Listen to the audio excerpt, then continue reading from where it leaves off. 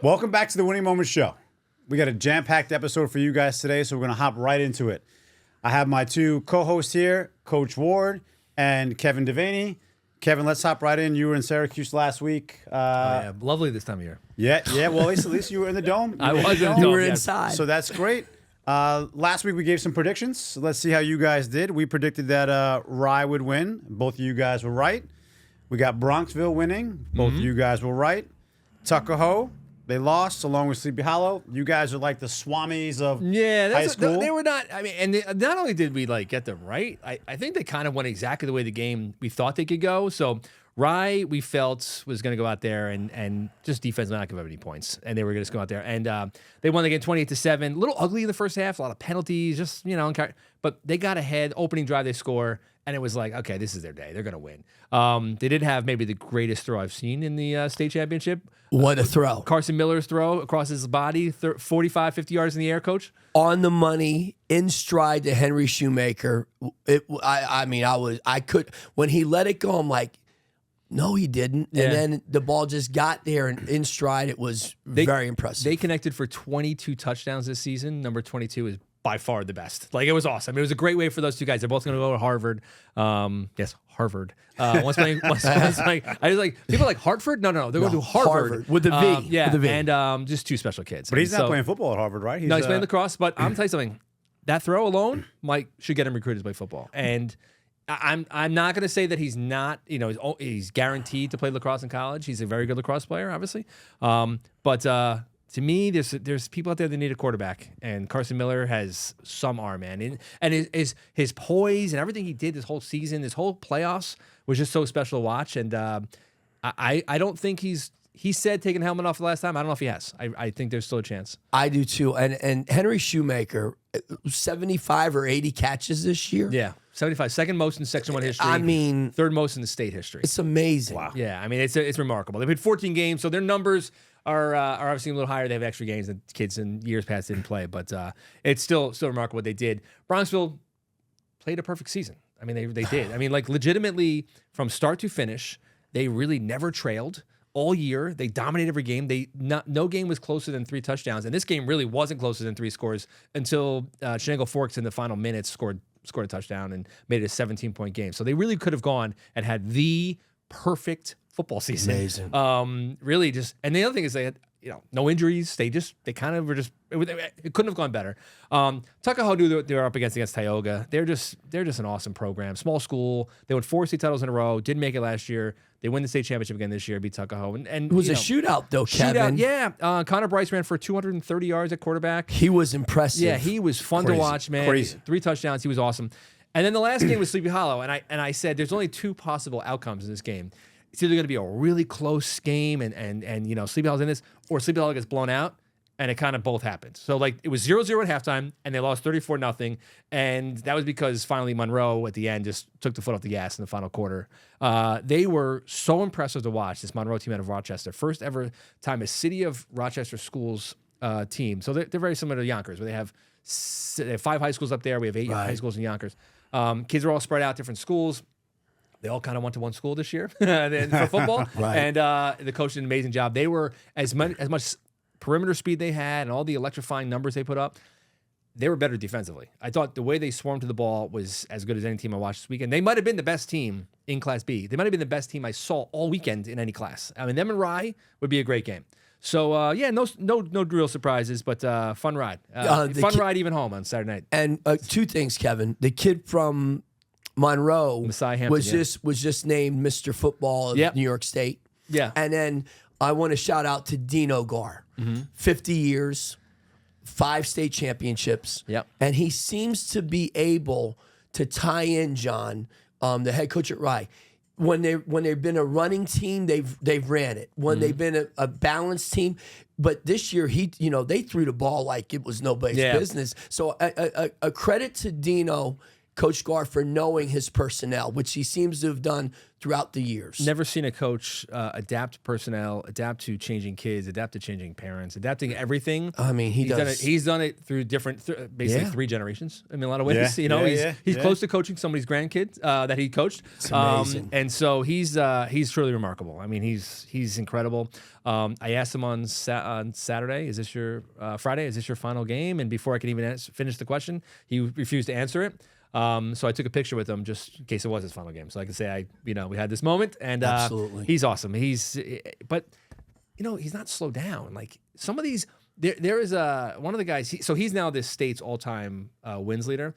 The guy who had it from Long Island a few years ago, I forget his name. Like he was in a wheelchair. They used to wheel him out to the field to coach football, and like he wasn't really. Dino Gar's actually coaching these games. He's in it. He's in it, yeah. and he's still making the calls. He's still in his, he still has a headset. He's sharp. He's He's very engaged. sharp.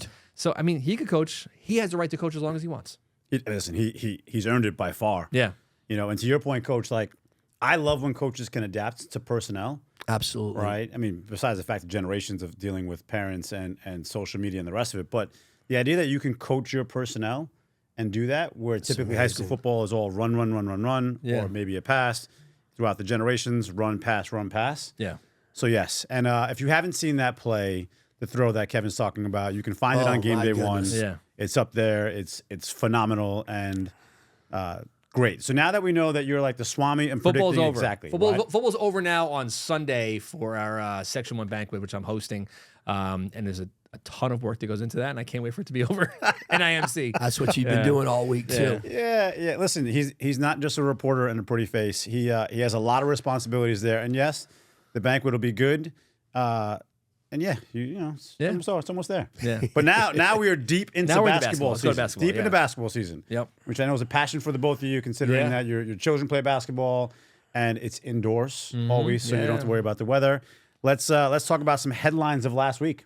Yeah. So, I mean, the first thing, it was fresh because we just watched it last night on ESPNU was Stepanak, right? So Stepanak goes and plays Paul VI powerhouse program out of Virginia. All eyes on Stepanak. Now, not just, obviously national basketball people, but like, a lot of local people. I knew how many people were watching it because I kept getting text messages at 8:01 that it wasn't on. And I'm like, why am I like TV Guide? Like, why are people texting me? So they Wait, sorry. people- What's TV Guide? Yeah, no one knows TV Guide. What's TV Guide? Show I my know age. TV I Guide. show That's my why I'm age. laughing hardest. So people like, and it was actually 8:15 start. So they high school basketball on ESPN. They wait to the last minute, so they put it on. Right. And I think people watching the opening minutes and were like, "Wow, Stepanek does not look very good." They were miserable in the opening quarter. So, in their defense, and I'm not here to defend them because they're big boys. A lot of 3 players now ranked in ESPN's top 31. So the top 100, 3 players in the top 31. Adonis Ratliff, Darius Ratliff, Josiah Jarvis. So there's no reason to defend them.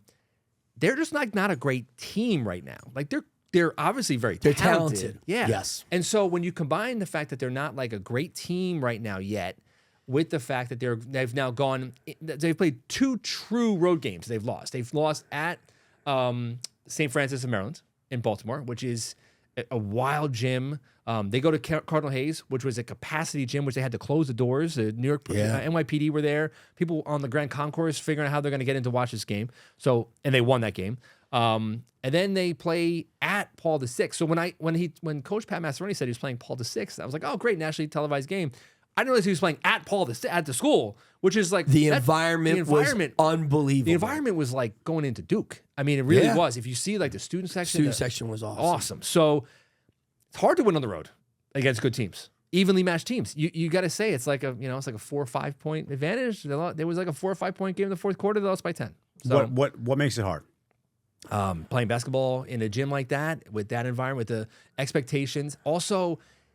You get the best when you were a preseason number 1, which they had. If they're a preseason number 2, no one would talk about it. Preseason number 1, everybody knows, right? So they go to this game last night. So they're facing off against the number 3 player in the country, Coach Ward. He can play in the NBA today. Jerome Smith is no joke. Yeah, And that frame, that build, that physique, and then the skill level with that frame. I mean, he's outstanding. I was very impressed. I turned the game on like Very a couple minutes in, and he was at the foul line and they handed him the ball. I was Grown like, man, "This is a John. grown man." Yeah. Like, Grown man. Like a lot of guys who are ranked nationally in the top like 100, even in the top 10.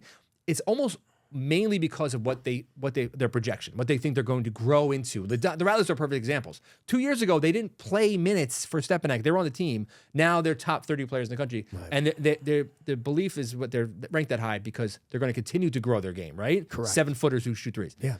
This kid could play right now in the NBA. He's that good, or major college basketball, maybe a year away from the NBA. He'll do 1 year or probably one and done. Yep. He'll be a one and done guy. Then when you go on the road and you're playing a team like this, you get the best out of everybody. So the other two guys on the team, the 6'8", the big kid, I'm blanking on his name. He's bombing threes. Yeah. He doesn't do that all year. And Mayna or Mayha, and then Brian Mitchell Jr. And Brian Mitchell other guard. Jr. was awesome, and he's a defensive guy who's going to where? Coastal Carolina? Something like that. He looked like Kobe Bryant in the second half of that game. So this is what Stepanek needs to understand, that this is what they're going to get. When they go on the road, you take these games, and you want to play national TV, you're going to go on the road and play these games. You're going to get the best out of these other teams. And they're going to get the best out of the teams in their league as well every single game. The difference is the talent is just too big of a gap. So I don't see them shut. They're playing Monsignor Scanlon tonight. They're not right. So Paul VI, real quick, John. Paul VI, they call it in Virginia. PVI. They're known as PVI. Yeah.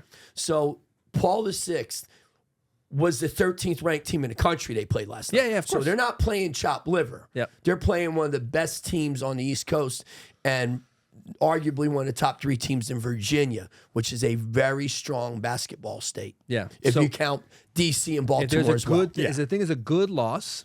It's not a bad loss. It's not a bad loss. But now you have 2 losses, and I thought they were the number 1 team in the country. So there's a lot of questions we got to talk chatter that goes on, Right. And it's like I'm interested to see how this is a good little soap opera right now because I want to see how they respond. But to your point, playing on the road, I don't think, especially as growing up watching my son in Section 1 Westchester sports, coming from a guy who played in the Bronx and I played at Cardinal Hayes, like the arena and the fans are totally different. Like that crowd on ESPN the other night, it was you're in a real game. There's no parent coordinator sitting there saying, no, don't say that. No, you're in hostile territory. It's also remember too, they're 17 years old, 16, 17 years old, and they want to go on ESPN and show what they can do. Absolutely. They're not. I just feel like from the team and wrap up with them is I just don't feel like the game's really coming to them as a team yet, which is going to take time. It will. So before we move on to that, Kevin, Coach, what do they need to do to meld as a team with all that talent? I know Kevin's answer.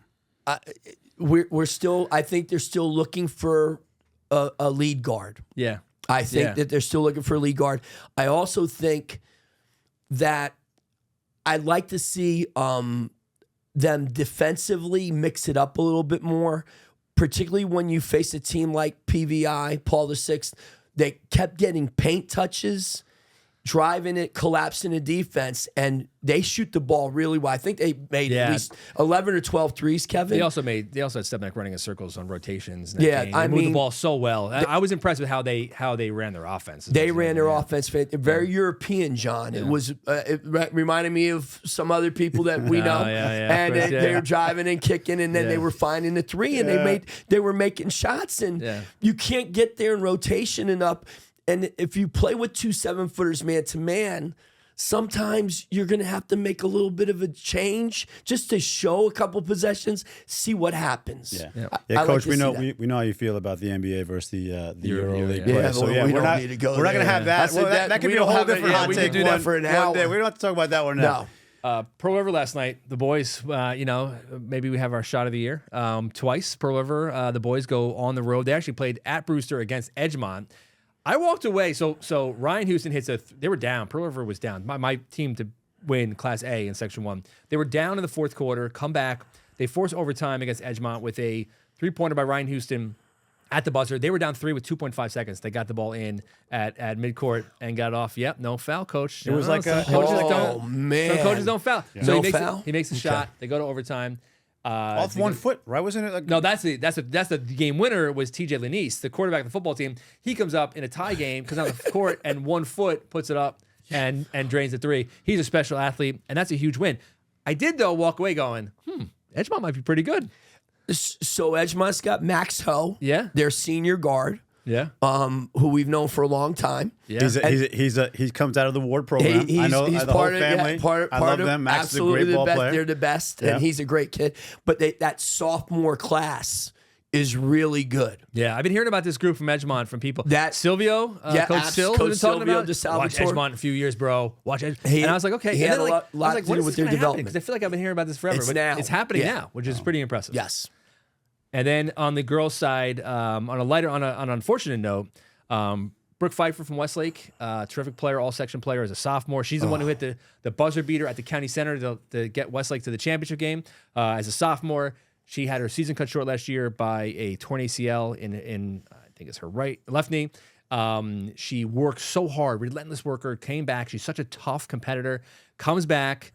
Her second game, she tears her other ACL on Saturday. Man. So she's out for the season. Very and sad to her hear high school that. career is over, and it's just devastating. That's because awful. I know how much she puts into this, and I got to tell you, it's given me time as not just have a daughter who plays basketball about the epidemic of ACL injuries, but also just like how do you like kind of soften your kids? Like how you want basketball to be something prominent in their life, but then something so beyond their control happens twice and it's so devastating. Like, how do you kind of prepare your kid for this? Like, I don't know. I don't want to have to deal with it. I don't know how they're dealing with it, but it's probably as much of a mental injury for someone who's when it's all basketball, like AAU, workouts, private training, all this stuff, and then it's like done. It's just crazy how it just ends like that. You're grateful when your kids are healthy. Yeah. As we've been, That's why I film every shot now because you don't know when the last one's going to be. It really is. Yeah. You want to, you're grateful. I'm grateful. My two kids got through their high school careers with no catastrophic or major injuries. So you feel very blessed and lucky. I always feel like you can't prepare for an injury. You just got to play as hard as you can play, do what you can do, and then listen. It's going to happen. It's part of the game. It's part of every sport. It's going to happen. It's unfortunate. My heart breaks for that young girl to work so hard. And her family, to sacrifice. Before we even get to the parents, and you're going through it now, traveling for AAU. I mean, listen. Yeah. You talk about miles in the car, hours in that case. Yeah, I for know. parents in that case, it's a whole other conversation of what it takes to be an AAU parent. But for that poor young girl to have her high school career end this way, it's heartbreaking. She's mentally tough on the court. She's obviously mentally tough off the court. So she's probably handling it better than anyone else at home. Like correct. Probably, True. So Yeah. I think she'll be fine. And I'm gonna get her involved. I'm hoping to get her involved in some broadcasting stuff for this because like, hey, listen, who knows these girls around Westchester better than one of the best players? Absolutely. Right. So. Absolutely. Right. Listen, if she wants to come onto the show, she'd be one of our, Love to one of our have her. guests. We'd love to have her up Absolutely. here and bring her to the studio. And she could definitely she can challenge the both of you guys on girls basketball I'm sure. and how it Yes. plays, right? How the shot goes. So, No doubt. We would love to have that.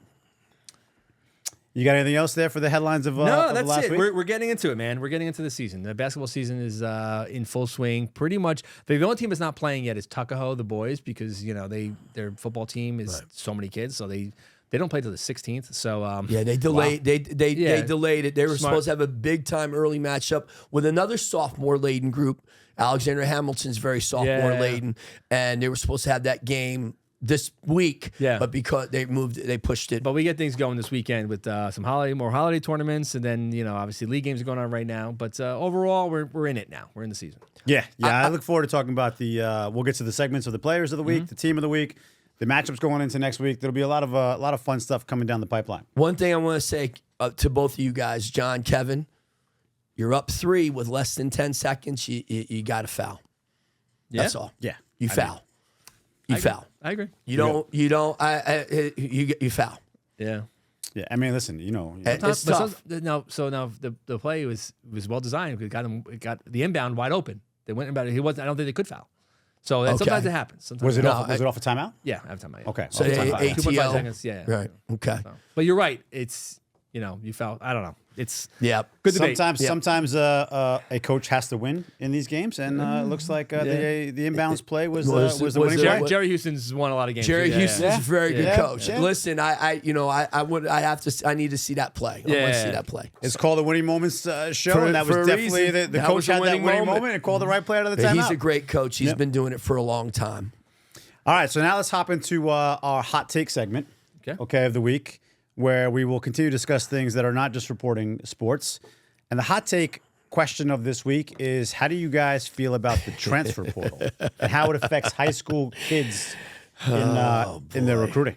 We'll start off with Kevin. Go ahead. So the transfer portal is something that obviously is it's a college thing, right? But like, there's been a transfer portal in high school forever. It wasn't like a real thing. It existed. Kids transfer schools all the time and were attracted from schools. It wasn't so public like it is now in the college ranks. So, I get it. And I get it in a lot of ways where being from Westchester and Catholic schools, right? So everyone talks about like, oh, the Catholic schools take all the take the best public school kids.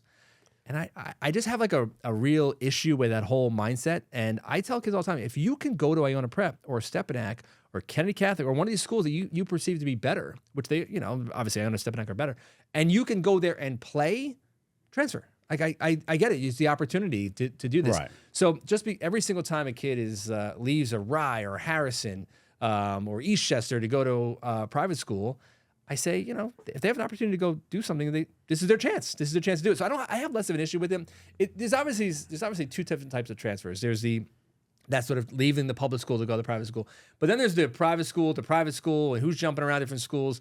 Young man, a couple of players I can think of over the years who I think went to like 5 or 6 high schools. And it's always been an issue. But I don't really care about the college transfer portal.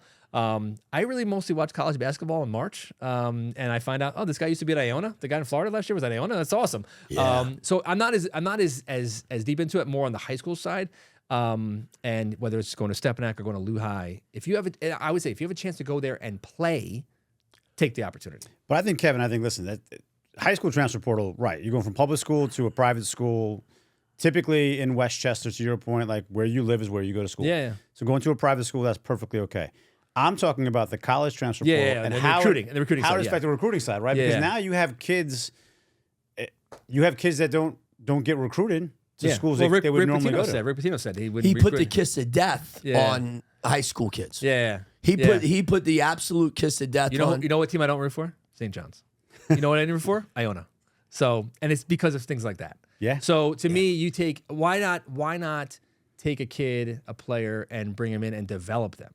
And why not? Why is it only I have to win right now? Which is unfortunately the way college basketball is. They have to win right now. So you better chance of winning with 21-year-olds and 22-year-olds, right? Than with 17-year-olds. So because it's easier to get the money for NIL. Yeah. If you're winning, if you're not winning the way that you need to win at that particular level, then it's awfully hard to ask. I don't even think for it's just NIL though, Coach. I think listen, these coaches get paid a tremendous amount of money, and you get paid based on your performance, and you're performing where you're winning. So, is it to Kevin's point about like winning right now, right? For the coaches, it's not about NIL money to me. It's more like the coaches are driving the culture of we need to win right now. So I can get paid, the school can get paid.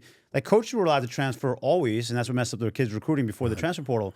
But right now, I feel like this transfer portal, you should be required to give 20% or so of your scholarships to high school kids. You should be required to do that. So that has the player development and gives you the ability to bring in a 21, 23-year-old kid instead of a 17-year-old kid. So we got off the road in 2023, so I'm no longer, quote unquote, in the market, in the business of play and helping college placement. No, because we went younger. I'm glad I got off the road in 2023 because of the fact that this trickle-down effect has taken place in college recruitment. So if you're not a 4 or 5 star guy, okay, and you were a Division I player, now you high major, now you go to mid-major. Now the mid-majors get bumped. The kids that possibly mid-majors get bumped to low major, to low D1. Low D1 now gets bumped. You follow what I'm saying? Yeah. So now it's gotten more difficult for the high school kid to even find a place at a good Division III school. Yeah. And now now I think the NCAA also did Kevin, remind me about the junior college thing. Now the junior college doesn't count towards. Yeah, doesn't count towards college eligibility. Mm-hmm. So now you take that into consideration. So now if a kid classified, reclassed in the 8th grade, if they reclassed in prep school and did a post-grad year, they're 20 years old before they step on a college campus, which is exactly what college coaches want. Older, stronger, more experienced.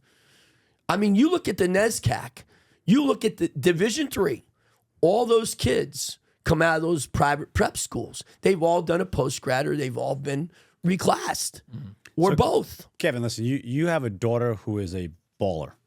Okay, 12. She's 12. Too early to worry about this. But yeah, go on. She's 12, right? Yeah. She's a baller. Yeah. And as she continues to grow her career, Yeah. and the household of the Devaney household, Yeah, will there be a you're asking question the wrong of- guy because you're right? not gonna like my answer. Would We you- will would you never make a reclassify her? decision. We will never make a decision based on basketball in our house. Never. Okay, It'll so listen, only you be sh- about what she wants to do, where she wants to go, and what. Like we're not. This is my entire life. My wife's a high school phys ed teacher. We have wanted them to play sports because of the benefits of playing sports. Correct. But not anything more than have fun, go enjoy yourself, learn, being on a team, work hard, put effort into something, stay off your phone. That's really what it's all about. And being Nothing a beyond positive that. environment, Yeah, safe, positive but environment.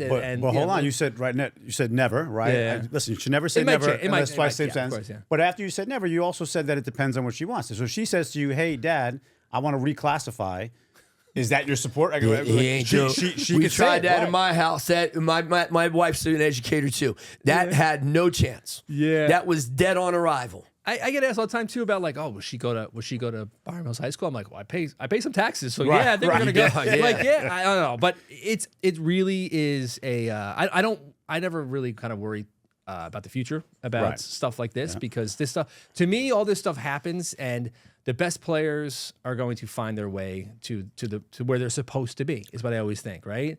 And that goes for whether you're an 18-year-old Stepanak player on the bench and you're trying to struggle for minutes, or you're a 12-year-old girl in Armonk. Like you're all going to find your way. And to me, the problem is with the recruiting stuff. It's the parental thinking that they're gonna find their way. They're gonna lead the way. It doesn't always work like that. No, it doesn't. And I want to speak to what Kevin said. I want to just piggyback on something for a moment. Kevin, when you said about the kids from Eastchester, Rye, like, you know, wherever, right? Yeah. Thornwood, wherever it is. John, the thing for me is this. Because you're the best player in your community doesn't mean you're going to go to Iona or Stepanak and play major minutes. A lot of kids that think that now. Yes, they do, which is kind of unbelievable. Go where you're going to get a chance to play on the floor, where you're going to develop, where you're going to have an opportunity to have the right high school experience. Yeah. You know, and if Iona and Stepanak aren't actively recruiting you, then you might want to take you might want to Yeah. pause before you decide to. So the thing about Stepanak right now is that, and let's talk back to the high school and the youth, is like young kids are aspiring to go to Stepanak. Think about that. Like that Yeah, is I like, know. oh, I want to go to the NBA. Oh, I want to play at Duke. I want to go to Stepanak. Like, Stepanak, literally, I know. I know kids that think like, oh, I might. It used to be Mount St. Michael. when I was a know, kid. yeah, and it's Used to be just, Mount St. Michael. it's just, you know, I try and take a step back from all this, and I watch and I listen to a lot of this, the madness of it, and I try and tell myself I'm not going to be someone who allows my kids to get caught up in all of it. If it happens, it happens, right? Correct. Just, you know. But also, guys, I'm talking about, listen, you've coached a lot of players, you've watched a lot of players, and most of these players are never going to go professional. We all know that, right? Yeah. And they're not going to go, even if they're not even talking about D1. We're not talking about Westchester or Section 1 is crazy D1 schools. Yeah. What I'm saying is that some of these kids need an education. Every kid needs an education. Yeah. Some of these kids depend on their high school career just to get a free education, not to play on that side of it. We are taking away scholarships from kids who would just get the free education and maybe play in a D2. You want to talk about forth. Rye High School and sending all these kids to Harvard? I mean, that's a huge part of it. I mean, that is the guidance they're getting right now. There's a lot of kids out there that have 4.0 GPAs and take all these AP classes and have these standardized tests, all this stuff. How do you separate from them? Well, you could throw a football 50 yards in the air rolling to your left across your body, You and damn you can go right. to Harvard, right? Absolutely. That's how you differentiate yourself. Same deal. You know, you're 6'5". You want to play football at Harvard? Yeah. So I'm not saying that they wouldn't have gotten into those schools without the sports, but they're realizing they've kind of unlocked a little bit of this thing. To me, when it comes to recruitment, if you can use athletics to get into a better college than you would have gotten to academically, that's the opportunity you should be trying to do. That's what we I did agree. here. That's I what we agree did with here that. for 15 years. Yeah. Right. Yep. But Harvard's not really dominating the transfer portal, right? No. They're not. You have a lot of qualifications to Yeah, get we've into Harvard. kind of gone away from the In transfer. that But yeah, scenario, we weren't yes, recruiting, yeah. So yeah, Right. But that's for our area. When you talk about our area, we have kids that can play Division III basketball and play at a pretty good level and do very well. However, it's not going to be easier when and NYU brings in 6 postgrads. Yeah. Like they did 2 years ago. And that's at Division III. Yeah. They brought in 6 postgrads. Yeah. Listen, I'm just saying, like, the first time a kid used to be, right? First time a kid gets paid to play sports is that scholarship. You're technically getting paid to play sports Yes. with scholarship. That's become like bread at a restaurant, a scholarship. Yeah. No, Right. they Yeah. just Right. expect it. Right. now. Right. Exactly. You like, bring out the bread and the olive oil. Yeah. Okay, so Scholarship? Yeah. What's a 200 grand? Yeah, exactly. Okay, where's my NIL money? Which it'll be. We're not going to talk about NIL whatsoever. Not Yeah, we'll do today. another show. Coach, another show. I know where your head's at in Yeah. that scenario. So Yes. let's move off to that. Any closing takes about the transfer portal? We know that there's no reclassification in the Devaney house. So sorry about that. If that comes to it and you want that for Christmas. Yeah. No, I'm not transferring either. Yeah. I'm good. No. No. I listen. I agree with you. The first time this came up to me, by the way, and we'll end this segment, is your neck of the woods in Jersey, where I watched a documentary where parents were holding their kids back. In the 8th grade. No, in kindergarten. Yeah. They were in kindergarten. They were holding the kids back in kindergarten, so there was no social aspect to it. You didn't move your friends or lose your friends in 8th grade, which I think if you're going to hold someone back, holding them back in kindergarten is probably the best. I mean, you're going to be the coolest kid, by the way. You're going to drive first. Yeah. Okay, you should be the biggest kid. But for New Jersey football, parents were predicting that, hey, my kid has a chance. I'm going to hold them back in kindergarten. There's Crazy so to me. There's 2 schools in New Jersey that deal with straight. The 8th graders are reclassing, so they go to these 2. There's 2 schools that they go to for reclassification in the 8th grade, but they have to because Kevin will tell you Bergen Catholic, St. Joe's, Don Bosco. If you go across the bridge and you are on the field at field level at those games where they play each other, Kevin, tell John Lynn the size of those kids. It's just different. A different game, different sport. It's actually remarkable to me when Iona Prep and Stepanak or St. Anthony's goes out there and competes with them because that's how level it is. It's just different. So yes, it is Jersey's fault that we have this problem with transfer portals and reclassification and kids not I didn't getting say that because the I still have scholarships people in that they Jersey need. I'm very close to on Nope, the coach's Coach, side. I said it in that scenario. Now we're going to go on to the segment which we have for Players of the Week. And Kevin, why don't you lead us off with Players of the Week? Why don't we start off with the boys? Players of the week. Let's see. Here we are. Coach, I'm going to start off with the guy who we have a couple guys here. Yes, we do. You watched Aaron Woodbury this week. I did. I watched And Woodlands play. So it's nice when teams are not all about you hear about one player because we keep hearing about how loaded this Woodlands team is. But man, has he gotten good. He has continued to. So he became as good of an off the dribble, spot up, fadeaway, long range shooter as there was in the section last year. I don't think people appreciated it. How good has he gotten this year? He honestly, if I'm a Division II program, he's a scholarship level player this year. Yeah. I don't know if he's a D1 kid, but he's a D2 kid right now. Yeah. His frame is ridiculous. He's got length forever. He's a kid who could probably go to the transfer portal. If- He's going I to mean- grow a little bit. I mean, Yeah. quite frankly, that's a kid that should do a post-grad year someplace after he leaves He's Woodlands. terrific. 34 points in the win over Hackley. Really good player. The win over Hackley's that's a good win. People don't think about Hackley as good. It really is. Coach Zach Kuba does a great job over there. He runs a lot of stuff. Yes, he does. Really works hard in the offseason. Then they had 21 in the win over LaFell. Woodlands is on a different level right now. Sebastian Benitez banged 4 threes in the game that I saw in the first half. Yeah. And then Sean McKenney is a grown man. Yeah. He's an absolute grown man. It was. we talked about him. Yeah, it was. They were men out there. They won media day. They did. They won media day with how they walked in and just how impressive they were, just in their size, their stature. Went to the state championship game last year, lost a heartbreaker. They look like a team that might be better than last. They're like all six. They're like 6'4", 6'4", 6'5". Yeah. 6'2", Don't give this guy nightmares. His son's gonna play him. ridiculous. First of all, total credit to how they walked in the media day. Yeah. Right, because they had the swagger that you need for basketball. But to credit to those kids, they had the humbleness of and humility of a well-parented children.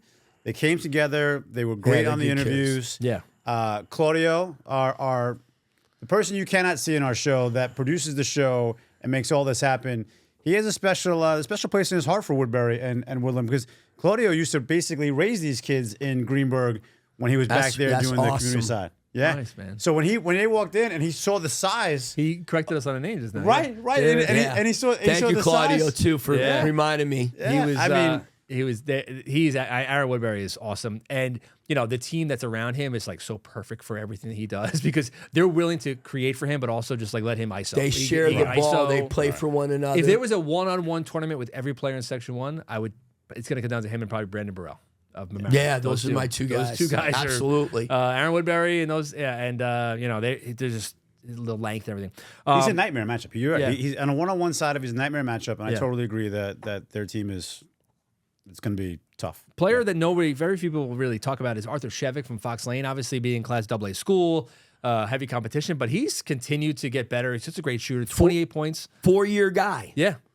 And I think he's a college level player. It depends on if Arthur wants to be does he Yeah. want to go to school to play ball or not? There's Yeah. a question. He's a little stronger, a little bit bigger, obviously, but just like everybody. he's a college level player. So he's another one of my players of the week. 28 points, 8 rebounds, 3 assists in a blowout win over Peekskill on Tuesday.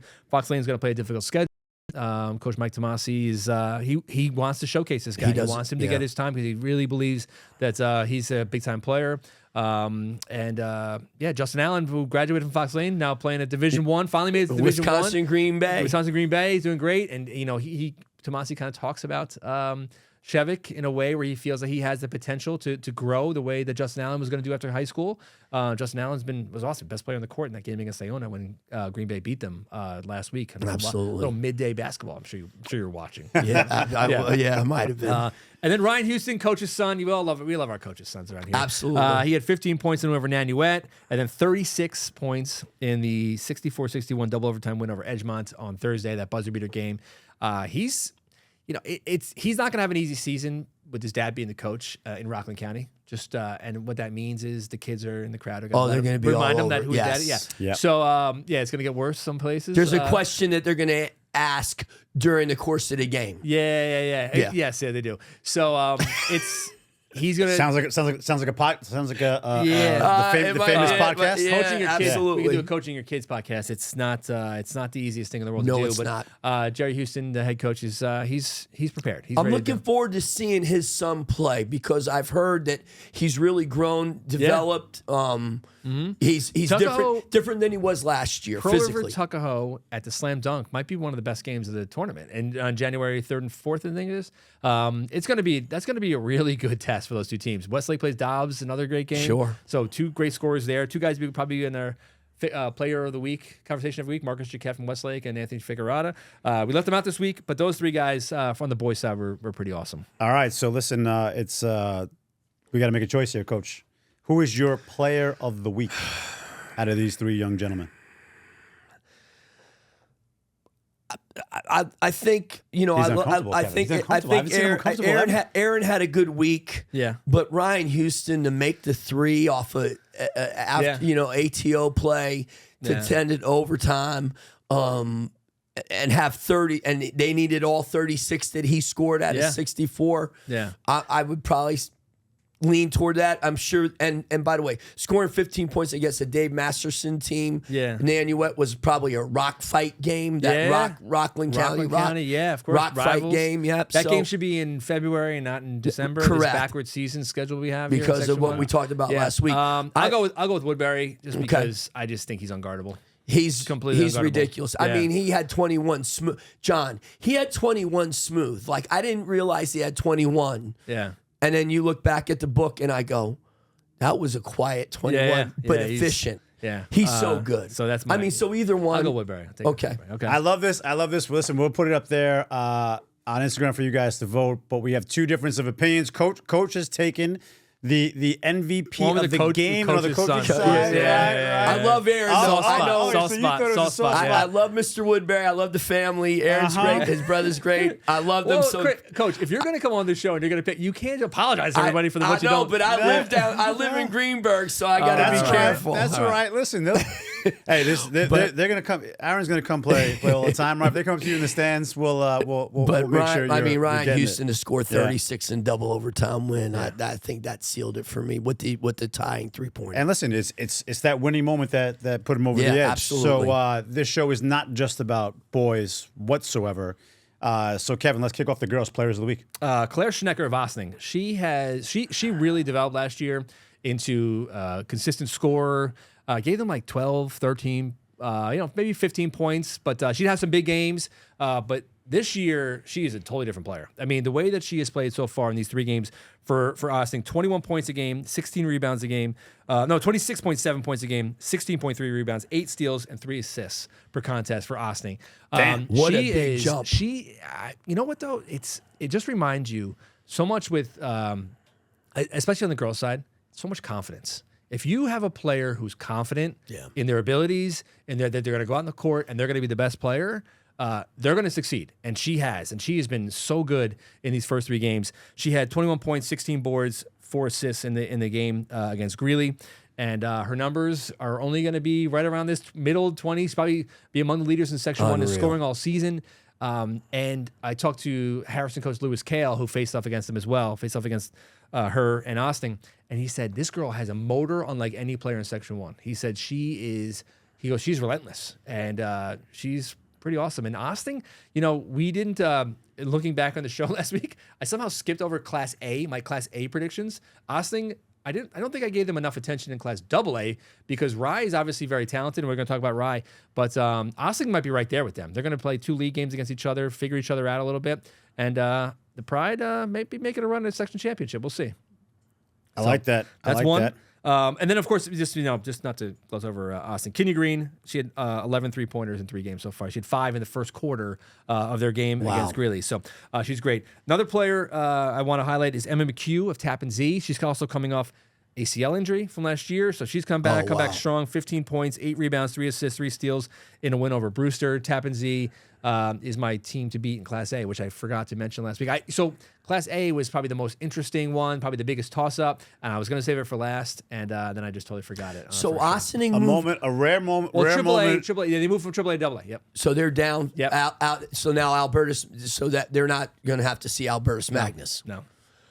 You guys just saw a rare moment of the master at his craft, Kevin Devaney, actually forgetting something. Yeah. Which in all my time of standing with this gentleman, he forgets nothing. Yeah, that's my Correct. wife. So, yeah. Listen, we still got the last segment of Ask the Wife of what you guys actually do at home. So, yeah, of the cooking and the cleaning. We'll see about that. So, Coach, let's talk about the girls for a second. I know you haven't watched all these games, but how do you feel about Kevin's picks? I think the Schnecker girl is probably our player of the week this week. I think the numbers Dragging you into it, Kevin. He's seducing you into your choice. He's making your choice for you. I mean, our player of the week. Look at this. it has to be because What a coach. How about but like Kevin to Kevin's point, John, this young lady was a 10 to 12 point a game scorer last year, more or less, right? Yeah. And for her Maybe a little bit higher, but yes, of course. But 14, whatever. Yeah. But to double that this year and Yeah. go 26.7 and 16 and then have that motor, I'm excited to see her play. Yeah, definitely. She's great. Emma McHugh will be the player that pretty much decides, could decide things in Class A. So I think she's probably as impactful a player as there is in Section 1 in terms of taking her team to a level. They're still good. Tappan Zee will still be really good if she's, she gets, she's not able to play this season. They'd be very guard oriented. They're very young. Apparently, they have like the greatest 9th grade and 8th and 9th grade class that's going to come through Rockland County in some time. Really? So yeah, that's what I've been hearing. So Tough for listen, I'm in that world now. So that's Tough what I for, hear. tough for Coach Riley over there. Yeah, she's got some real talent coming through. But Emma McHugh is a veteran, and she could be the one that puts them over the top if she's able to stay healthy and be out there and produce the way she has. All right. So, what's your choice, Kev? I'll go with Claire seems obvious, but I'll choose Emma because my Rockland County bias. Okay. So I love my Rockland County. Okay. Listen, it's hard not to choose Claire. I mean, she's almost averaging a triple double. She's 2 steals away from a triple double right now. Like, I do want to ask Kevin: Do either one of the young ladies want to play collegiately, or are they being Oh, recruited? Claire definitely. Yeah, She just played for Northeast Elite this past fall and this past year, and she's definitely pursuing playing at this collegiate level. Yep, career. Division I. Yep. And what about Emma? Emma, it's going to be about health, but she's 6 foot, so she's probably going to have Got home good somewhere. size. Yeah. Right. Okay. Right. All right. Height, that height is very important in girls basketball. Absolutely. Yeah. All right, so we got the players. Now let's go to the teams of the week. Teams of the week. My cards are out of order. I think Coach put my cards out of order on purpose. I didn't. We have all right. So teams of the week. That's We talked about them last week. Defending Set 'em AAA up. champions on the boys' side, New Rochelle. I just kind of admire the way they come out here and play really well because at media day, I didn't exactly feel like they exuded all this great level of confidence because of obviously graduating Malik Gasper and the size they didn't we're going to have to replace. Guard-oriented team. Bryce Seward's played well. Chris Butler had 22 points. They beat Austin this week, and so to me, I think New Rochelle give them a little bit of a tap on the head there because that very good week to go out there and beat Scarsdale and beat Austin and. And the place was kind of packed. right in it. And by the way, on the road at Scarsdale, place was packed, like you said. Spoke to that. Great environment over there. Scarsdale always has, John. Yeah. Really good environment. Yep. And I don't think anybody saw this coming the way that they've gotten off to the start that they've had. Yeah. My other team of the week is Clarkstown North, and their man Rotimi Asiso. So it autocorrected in our notes here. Asiso is his last name. He had 14 points, 16 rebounds, 8 assists. Wow. And they beat Nanuet, and they're good, man. Clarkstown North is a team like Rotimi is a guy who 2 summers ago he makes the BCNY of all the best players in Section 1 to play at the state level, and I'm like, I don't even know who this is. And then I watched him play this year. I'm like, how did I know who this is? He's awesome. He's he's 6'5", 6'4", and just a great. Interior player who could take it to the outside. It's a mid-range game, but man, he's a guy who really, like we talked about this last week, players who make their teammates better. He really does. And so in Class AA, Clarkstown North is going to be right there. I think, Jack Kavanaugh, Justin Santos, Kyle Kirkland, they have a nice group around Rotimi, and I think they're a team that's they have a big week coming up. We'll talk about them in a little bit of their upcoming games, but North might be. This might be the year. Like North has had great talent over the years. Yes, They're not able to kind of get themselves into the conversation. They were in AAA, AA back then when it was Mount Vernon and New Rochelle teams. They couldn't really compete at that level. They've had some runs. They got upset in the playoffs, but this might be the year they put it all together. 4 guys with double figures, John Lim, and another guy with 9. Yeah. Anytime you have 4 guys with Coach double figures, he loves to see that. I love balanced balanced scoring. scorecard. Love Yeah, it. always. And by the way, you look at this. Rotimi had 8 assists. Santos had 5 assists. So there's 13 assists right there on 59 points. Yeah. So they're going to be good. I think They share the ball. It's going to be a nice little Rockland I'm looking County, forward to seeing them play. Race in Class AA with them and Suffern. So we'll talk about Suffern in our shows, I'm sure, at some point soon because Absolutely. they got some big things happening there as well. Yeah. So all right, so let's move it along. Give me a pick: New Rochelle or Clarkstown North. I'll go with Clarkstown North because they came into media day very, very, I don't say not cocky. They were very confident. They Swagger. really We believed call it in it. swagger. Yeah, They had some a lot of swagger. swagger. A lot of and swagger. I remember walking out of media day that night, and North was one of the teams I remember talking to, and I was like, I got to remember this, maybe in March because it might be meaningful. So I'll go with Clarkstown North to pass their first test. Yeah, Coach. I'm going to go with Coach Krabby Young's team and his brother. They do a great job, and somehow they've, with all the graduation that they had last year, tremendous amount of loss, tremendous amount of interior size that they lost from last year. For them to come out and get off to the hot start the way that they've gotten off to already this year and how they've hit the floor running, I'm going to pick New Rochelle as my team of the week. All right. Claudio, listen, I'm ready for next week's episode on predicting their predictions. Now I got it down pat. I'm ready to go. I got the cipher for that. Know who you're going to pick versus who Kevin's going to pick. So let's move on to the girls. All Who's right. your So this is of a the week? team that you ever walk out of a gym and think to yourself, like, next year that team's going to be pretty good. So I watched Nyack go to Walter Panis, which was at that point the 3-time defending section champions in Class A, and they won a state championship. Senior laden team, and I watched Nyack go, and they didn't really put a scare into them. They just couldn't match up with the guards. But I remember walking out of there, they bombed threes in the second half, and they had this post player, Rakia Muhammad, who I said, man, this girl has a chance to be good. down the road next year. And she put so much work into her game. And Nyack has come out and they beat Suffern in a tight game at home, beat them by a point. They beat Blindbrook on Thursday in the first round of the Mamaroneck tournament. That's a meaningful win, obviously, Sure. with Kendall Koningsberg. And to go out there and beat Blindbrook. Nyack is a team that's very much on the rise in Class A. I would not be surprised if they were a Final Four team, made it to the county center. And Muhammad's a big reason why she has offers. She's got offers this week from Manhattan and Siena. So good for her because Yes, congratulations. The girls that she plays with Absolutely. AAU have praised how hard she's worked, especially in this last year, to become this player that she is. And she's gone out and been awesome. And she's led her team to some big wins. No, that's credit to her. So the other team is Rye in Class AA. Now, this is a team that we talked about. Last week. All the talent they have back from last year. Phoebe Greto, Charlotte Storrs, who's now a freshman, maybe the best freshman in this section. Frankie Chiaravalli, and Stella Maresca. And, they lose their point guard to injury. And they've played really well. I mean, they've come out. Phoebe had 23 points, 10 rebounds. She's going to go play at Denison next year. And this group with Charlotte Storrs and, if this girl has a chance to be, I wouldn't even say in 3 years, maybe in like a year or two, to be the best player in the section. With all that's graduating in the senior class, Charlotte is continued to develop and continue to improve. And I'm just so impressed with, like last night, there was a stretch. They're playing Harrison. I'm watching the game on Sports Engine, and Harrison was down double digits. They started to make a little bit of a run, and she just came up on the press, stole the ball, just took one little step back, 3-pointer, and drained it. And I was like, man, that's a big time play. A big time play. She really has a chance to be a special player. Shout out to Sports Engine for allowing us all those great moments and Billy's winning moments. And shout out to the man who's leading that charge, who almost happened to be our co-host over here, Kevin Devaney. So, yes. We try. Yeah. So get all those games on and watch them. And You said Phoebe's going to Denison. Yep. Really good academic school, high academic school in Ohio, John.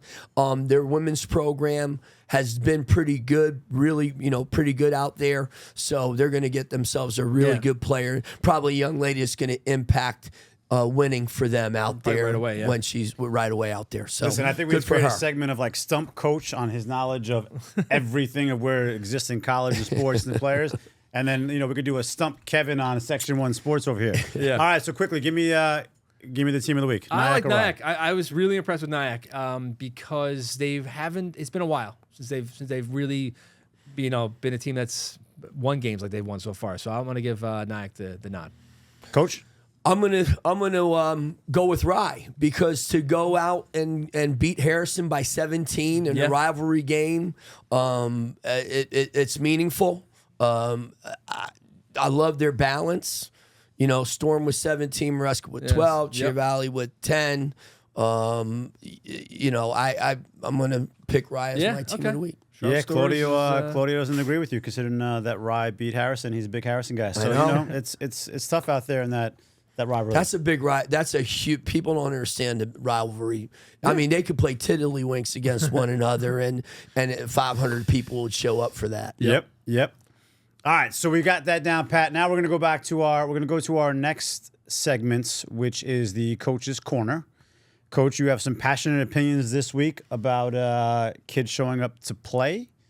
I do. And Notre Dame and college football. So why don't you share that with us? Yeah, I just want to. I'm aggravated. So I was aggravated all week. So I'm going to get my aggravation out real quick. The College Football Playoff Selection Committee got it right under the format that they have currently. The College Football Committee got it right. You're not going to put a 5-loss Duke team in the college football playoff. Virginia blew it. They had a chance to control their destiny, didn't do it. That's the reason why James Madison got in, because the way it's structured was the way that now they're going to have to talk about restructuring the selection. Do I think there should be 2 group of 5s? No. But there are, because that's the way it was structured. Right. Okay. But let's talk about these kids showing up now. Okay. I want to talk, and then Notre Dame, and then we'll talk about the kids showing up. Notre Dame. I want to make sure I nuance this the right way. You're talking about America's team?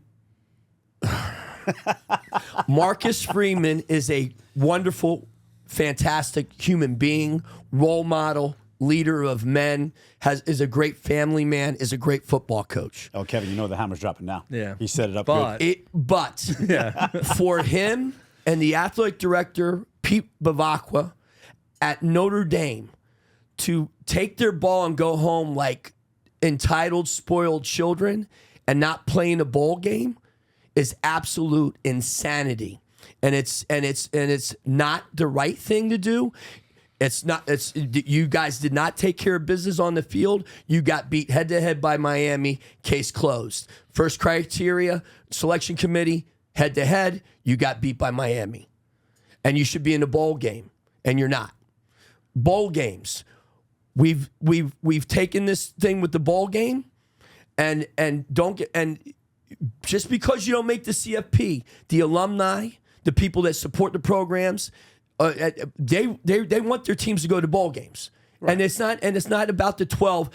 Listen, there's only 12 teams that go to CFP. So if you get a chance to go to a bowl game, those kids have worked their ass off. Don't minimize their success by saying, oh, well, they're not in the CFP. The bowl games matter to the fans, the players, the program. They've worked their ass off. Especially for the seniors. Absolutely. And the kids that are not going to play pro football. The other thing is this. Whether you get paid $500, $5,000, $50,000, $500,000, you get paid to play now. You play in the bowl game. You don't opt out. You get paid to play for this season. Do you think but Coach, that's not the kids' fault. The kids getting paid $50,000 for like an NIL. Like the kids don't get a choice not to show up. So the Saints were 2-10. Yeah. Did they not show up and beat Tampa Bay the other night? A little different, obviously, because it's professional. If you get college. paid a dime, Kevin, you should play in the bowl game. You finished the season. If you told me one college football team was going to be elitist and not playing a bowl game because they made the playoffs, and you gave me, I would have guessed it was Notre Dame.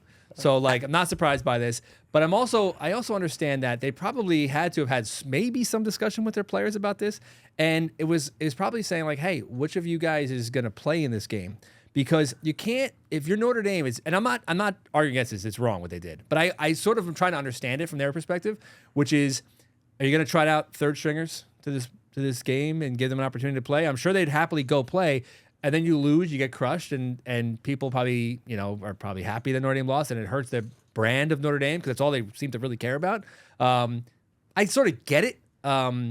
I think bowl games are dumb, so I'm probably the wrong guy. I've been a college football fan since I was 5 years old. I love the bowl games. I love the bowl games. Watch college football, and it's like, oh, there's two teams and it's a bowl game. Like, all right, as a fan, I kind of like it, but if I was a school, I'd totally understand. Like, not. But I think now bowl games are it's marketing. oversaturated. They're oversaturated. They become. I agree with that. Marketing side of it. Now that you have college football playoffs, like bowl games are literally just a extra game for the sponsor to pay for and to have. Right? It's not business guy over here. Business guy over here. You're probably saying let's play more bowl games, right? Right. Like, play more bowl games. Yeah, exactly. But I'm going to say the winning moments will take a free sponsorship for every bowl game that we could do. Yes. I've been a college football fan since I can remember. Okay, 5 years of age.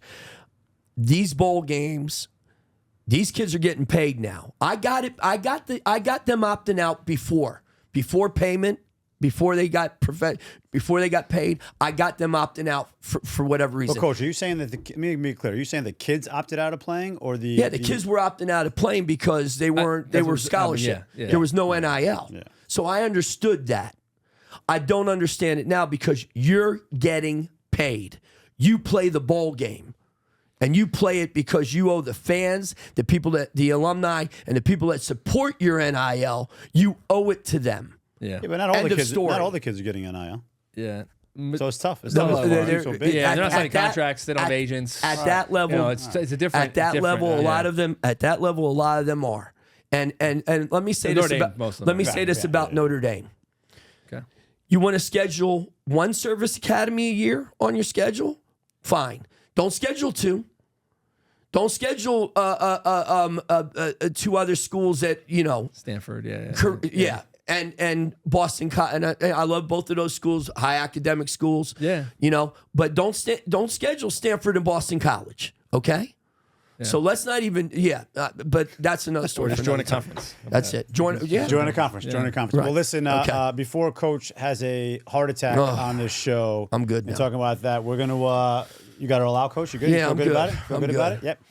We're going to now switch gears to a happier topic of what are the games to watch from the KDJ side. 5 games on the boys' side. One of them's tonight, so it's going to be after we probably publish the show. But Ryan Byram Hills is being played. But then the winner of that game, Ryan Byram Hills, plays Mamaroneck on Saturday. So this tournament is pretty awesome. You might be looking at 3 teams that will be playing for section championships this year in their respective classes. Ours is also in the tournament. It's a tough tournament for them to be in. They're facing Mamaroneck in the first round. So we go to next week. We have Wednesday. Eastchester is at Roosevelt. So it doesn't sound like that big of a game, but I'm going to tell you something. Roosevelt is going to be a factor. And Yonkers schools in the A and AA level have not been a factor in 2 decades. And since maybe Saunders is the only team. Saunders. I'm sorry, this is 2 decades. Yeah. Saunders was very much a factor. Yeah. With Felder. Yeah, with Felder. Yeah. So you've got Roosevelt is good. Frankie Mercedes is awesome. He's a good player. I saw them. It's a good test for them. Kevin, I'm shaking my head because I saw them in the spring league, the Manhattan Spring League in House of Sports. Of course, They walked in and I go, oh, this is a little bit different than the normal Yonkers High School program. Yeah, now it's going to be interesting to see how they match up against an Eastchester, but they're very much in the hunt here. Yeah, they're Rye goes to Greeley. Greeley's a nice win. They beat up on Lakeland this week. Rye's getting back into it, but it's a good test for both schools. That game's on Thursday. North Rockland goes to John Jay's Fishkill. Tough to go on the road. John Jay's Fishkill is a team that's sort of been right there and given White Plains a challenge, Mount Vernon a challenge, Nourish, but they haven't been able to beat any of them. This North Rockland went to the section championship last year in AAA, so this could be a good test. One of my favorite people. My son really likes Coach Ryan. Oh, he's the best. He's a really good dude. Absolutely, Jamie Ryan does a great job. Done a great job. Yep. By the way, totally gets the it. John Jay gym. Okay, I was in the John Jay gym this week. The John Jay. Gym that's John Jay Cross River. You're Cross River. All right, John Jay Cross the River. Purple. Gym sick gym. Is might be the best gym in. I hate gyms with only one side of stands, so I'm a little impartial. It kind of rules out. But in terms of decoration, that gym is pretty awesome. They got seats. Yeah. Seats. They have individual seats. Come on. Yeah, they do. John Jay Cross River has individual seats in their gym. I agree. Both sides, you need both sides. Yeah. But in this case, John Jay Cross River is Pearl River, Clarkstown North. We talked about them already today. They're playing each other on Thursday at North. So it's north of all the Rockland County gyms. All the Rockland County gyms, they kind of have the quietest fan base, and I'd like to see that change this year because the others are all compared raucous. Compared to the others, the other ones even are raucous. South, So Pearl River going to go there. It's gonna be a good test for them. On the girls' side, Kevin. Before we go to the girls' side, which one of these games can we see on Sports Engine? All except for the Eastchester Roosevelt game. So you could watch Riot Greeley, you could watch North Rockland and John Jay, you could watch Pearl River at Clarkstown North on Thursday, and then the whole Mamaroneck tournament is going to be on Sports Engine. Awesome. So that's a good little plug. Thank you. On the girls' side, as I'm slouching here in my chair in this hour-long show. On the girls' side, I'm like this. 2 guys that don't slouch. Eli Moist, the coach of YMA, defending set champions in Class B in Section 1 versus defending champions in Class C. Tuckahoe. It's gonna be an interesting one. It's gonna be a good game. They want to beat each other badly. Yeah, there's not a lot of love lost between the 2 programs. I love that in a bad way. I don't think it's personal. I think it's just a little bit of a who's the better small school. Yeah, correct. And YMA.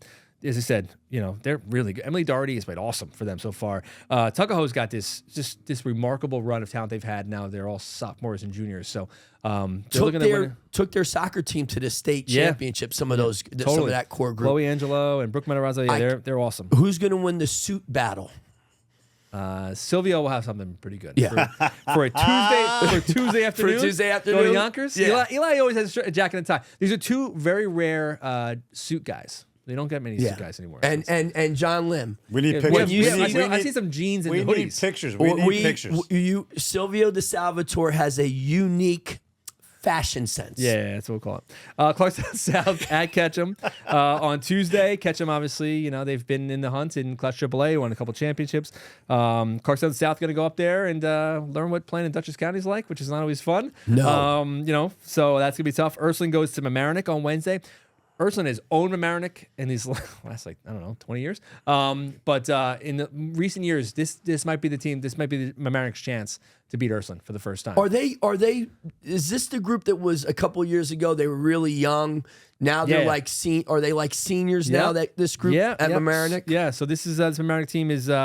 they're on the rise. Addie Dorfman, the senior. Yes. So Resendez as well. So they have Emmy Resendez is coming up as well. So they are. We know her from of course. younger. Emmy's absolutely. they have a couple Division I.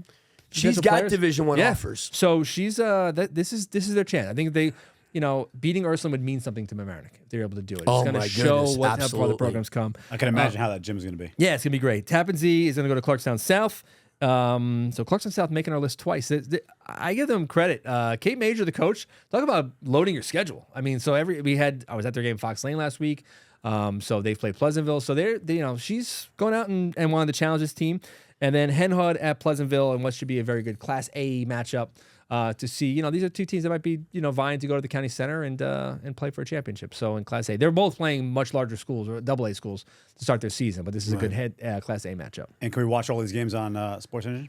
You can watch all the games except for we don't do Yonkers. We don't have Yonkers schools, but we have all the other games. So the game at Ketchum, at Mamaroneck, at South, and at Pleasantville. We don't have Yonkers schools yet, is what Kevin said. Yeah, we'll see. That's our show wrap up, guys. We really appreciate you guys having on. It was a great show. Everyone out there who watched this, please share it with others. Also, you'll see the email inside the description, show@thewinningmoments.com. We'd love to get the highlights and film them, feature them on our YouTube channel, Instagram, TikTok. Every coach has a chance to upload the videos. Send it to us, parents, kids, you name it. We'll watch them. We can't promise you that they'll make it up there, but we'll do our best to do it. And it was a really great episode. A lot of fun, guys. Yeah, a lot of fun. Thank you. Thank you, John. Thank you, Kevin. I enjoyed it. It was great. Thank you, Claudio, Justin. Thank you, guys, as always.